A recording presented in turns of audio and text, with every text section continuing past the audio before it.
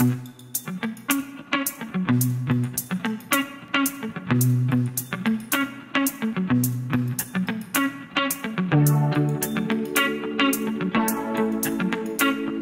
en train d'écrire de la musique.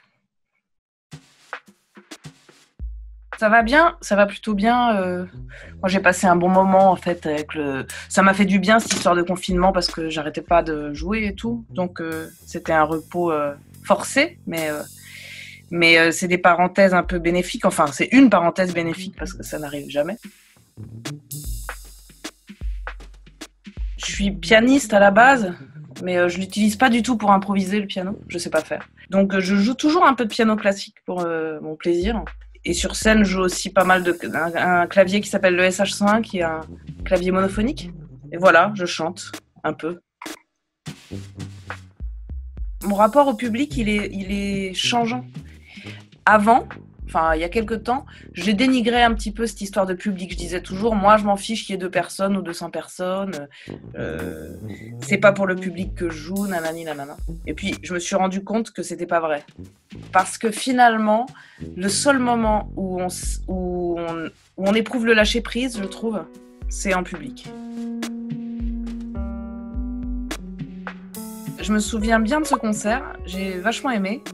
Et puis, c'est toujours bien les concerts chez vous parce qu'il y a du monde, il y a un vrai public en fait. Je suis très contente de travailler avec Louis parce que une fois qu'il m'a appelé, après il m'a plus jamais rien demandé. Il a une confiance totale dans les gens avec qui il travaille. Et puis il est extrêmement généreux comme être humain. Et puis sur scène, il est capable de passer 25 minutes sur le côté pour écouter les autres musiciens jouer. Donc c'est quand même agréable. Et puis il y a une urgence à jouer aussi. Moi ça me fait beaucoup travailler mon instrument parce qu'il me demande de jouer sans arrêt. Et c'est pas une place que je m'octroie vraiment dans mes groupes.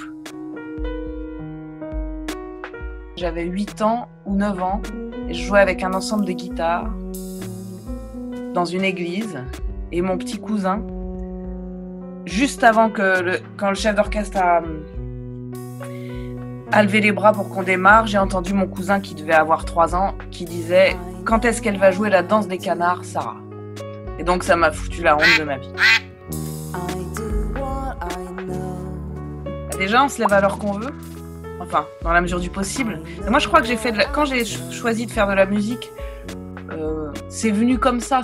Je me suis pas dit je vais être musicienne, c'est tout à coup je l'ai été. Je suis assez persuadée que l'idée de pas rentrer dans le monde du travail m'a séduite.